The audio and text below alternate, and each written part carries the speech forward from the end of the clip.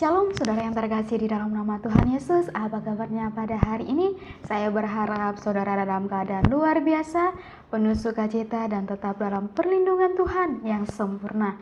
Kembali saudara bersama dengan saya Ayu Lestari Malau dari channel Khotbah Pendeta, dan pada kesempatan kali ini kita akan mendengarkan sebuah kesaksian dari saudari kita yang telah menerima Tuhan Yesus sebagai Tuhan dan Juru Selamat pribadinya. Dan bahkan dia memberikan dirinya dibaptis. Sebab dia tahu ketika dia menerima Tuhan Yesus, dia dibaptis, maka dia telah menggenapi firman Tuhan, dia telah mengikuti perintah Tuhan. Dan marilah kita saksikan videonya bersama-sama berikut ini. Kau menghapus air mata, kau gantikan dengan permata yang indah.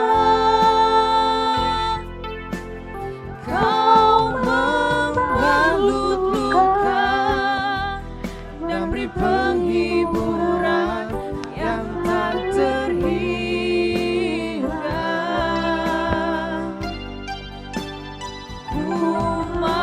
Selalu bersamamu, hidup dalam adu gerah yang terindah.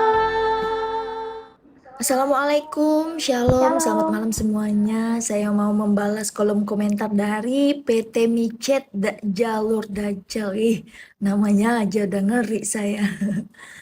Nah, komentarnya seperti ini. Emang kalau nggak dibaptis nggak sah kekristenannya, Mbak? Jawabannya jelas tidak. Jadi orang yang mau mengikut Kristus syaratnya memang harus dibaptis. Dan saya percaya orang yang mau menerima Yesus tidak akan menolak. Bahkan tentu orang itu yang menanya duluan apa syaratnya gitu kan. Nah, sama halnya di dalam iman kepercayaan saya dulu, saya percaya, saya yakin semua agama itu punya syarat dan standarnya masing-masing untuk orang luar masuk ke dalam agama itu. Di dalam iman kepercayaan saya dulu, di dalam Muslim, untuk orang luar masuk agama Islam ya, orang itu harus mengucapkan 2 kalimat syahadat yang artinya mereka mengakui bahwa tiada Tuhan selain Allah dan Muhammad adalah utusan Allah. Sama halnya dengan kekristenan. Ya, orang luar yang mau menjadi pengikut Kristus, syaratnya ya mereka harus dibaptis. Ya, dan baptisan itu bukan serta-merta aturan dari gereja atau segala macam atau dari pendeta, enggak. Jadi baptisan itu memang sudah difirmankan dan itu memang perintah atas dasar perintah dari Allah itu sendiri, ya. Nah, di dalam Matius 28 ayat 18 sampai dengan 19, Yesus berkata, Yesus mendekati mereka dan berkata, "Kepadaku telah diberikan segala kuasa di sorga dan di bumi." Ya, segala kuasa di surga dan di bumi itu semuanya diberikan kepada Yesus. Lalu ayat selanjutnya, "Karena itu pergilah, jadikanlah semua bangsa muridku, dan baptislah mereka di dalam nama Bapa, Anak, dan Roh Kudus." Jadi orang yang mau mengikut Kristus ya harus dibaptis. Ini perintah, ya, perintah. Jadi kalau itu perintah harus kita lakukan dong. Dan baptisan juga tidak serta-merta dilakukan begitu saja. Ya, semuanya itu punya makna. Sama halnya di dalam Islam, di dalam iman kepercayaan saya dulu, 2 kalimat syahadat itu tentu punya maknanya tersendiri. Nah, di dalam iman Kristen, baptisan itu berasal dari bahasa Yunani, yaitu baptizo, yang berarti menenggelamkan. Jadi baptisan berarti membersihkan diri orang itu. Oke, saya akan melanjutkan video yang sebelumnya sempat terputus karena durasinya nggak cukup. Saya juga ini sebenarnya nggak bisa ngomong cepet-cepet, tapi karena durasi saya ngomong cepet-cepet jadi agak aneh gitu ya. Ini juga sambil charger. Nah, jadi baptisan berasal dari bahasa Yunani yaitu baptizo yang artinya menenggelamkan. Jadi baptisan saat orang memberi diri dibaptis ya, Dia masuk ke air, ditenggelamkan seperti video saya yang sebelumnya itu, lalu bangkit. Itu artinya dia telah membersihkan dirinya dari dosa, menanggalkan dosa. Makanya disebut lahir baru. Nah, saat orang tersebut telah dibaptis dalam nama Bapa dan Anak dan Roh Kudus, ada Roh Kudus yang menyertai hidupnya, menuntun hidupnya, mengajarkannya dalam kebenaran. Amin. Jadi makna dari baptisan itu adalah pembebasan dari dosa. Di dalam Kisah Para Rasul 13 ayat 39 berkata, dan di dalam dialah setiap orang yang percaya memperoleh pembebasan di dalam Kristus, di dalam Yesus. Setiap orang percaya memperoleh pembebasan Amin. dari segala dosa. Wow, keren. Yang tidak dapat diperoleh dari hukum Musa, dari hukum Taurat. Ya.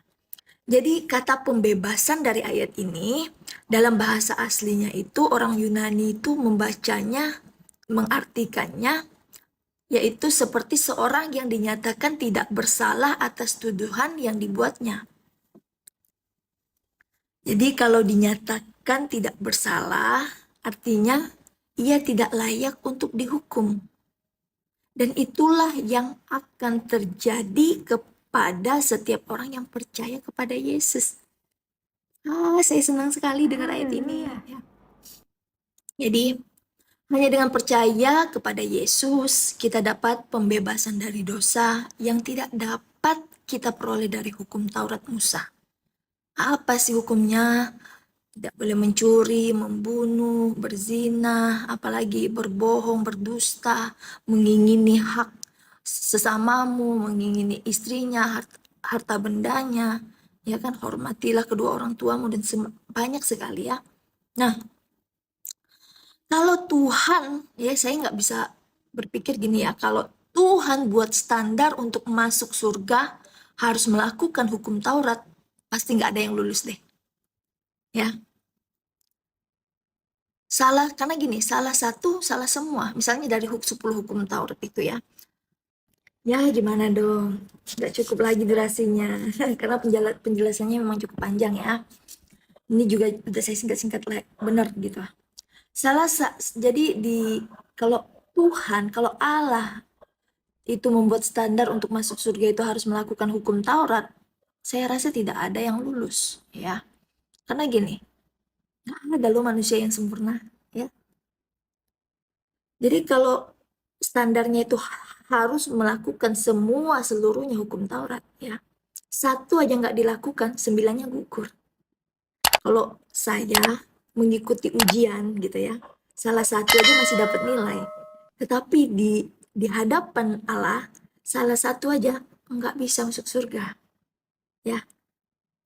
Jadi kalau saya tidak melakukan pembunuhan, tidak melakukan pencurian, tidak apalagi tidak mengingini hak orang lain, tetapi saya berdusta, saya melakukan dosa.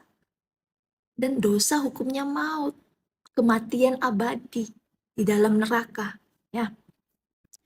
Jadi tidak ada satupun orang yang melakukan secara sempurna hukum Taurat.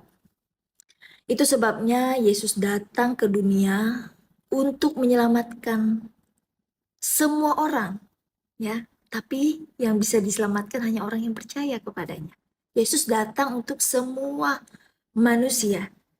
Tapi yang diselamatkan, yang diampuni dosanya dari Adam dan Hawa itu ya hanya orang yang percaya kepadanya. Jadi bukan amal saya, bukan karena saya beramal. Kalau beramal itu di dalam Kristen itu hanya ucapan syukur kepada Tuhan, ya. Tetapi itu tidak menghapus dosa, tidak. Ya hanya percaya kepada Yesus saja. Dosa orang yang percaya kepadanya itu dihapuskan. Haleluya. Jadi dosa dapat diampuni ya hanya bagi orang yang percaya kepada Yesus dan memberi diri dibaptis ya. Nah, jadi di dalam 1 Petrus pasal yang kedua ayat 24 berkata, Ia sendiri, yaitu Yesus Kristus, telah memikul dosa kita di dalam tubuhnya di kayu salib, supaya kita yang telah mati terhadap dosa hidup untuk kebenaran. Oke. Oleh bilur-bilurnya kamu telah sembuh. Sembuh dari dosa itu. Oleh karena apa? Karena di salibnya Yesus dosa saya dan saudara dihapuskan. Jadi orang yang percaya kepada Yesus ditebus agar hidup dalam kebenaran. Shalom, ya baiklah saudara, sungguh luar biasa kesaksian yang telah kita dengarkan dari saudara kita ini saudara.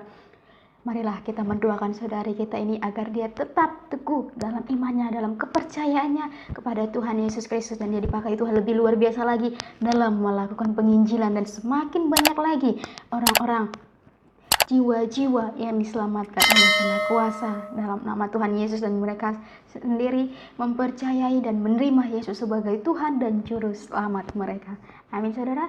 Baiklah, sekian kesaksian pada hari ini bersama dengan saya Ayu Lestari Malau dari channel Khotbah Pendeta. Kami mengucapkan Tuhan Yesus memberkati. Shalom.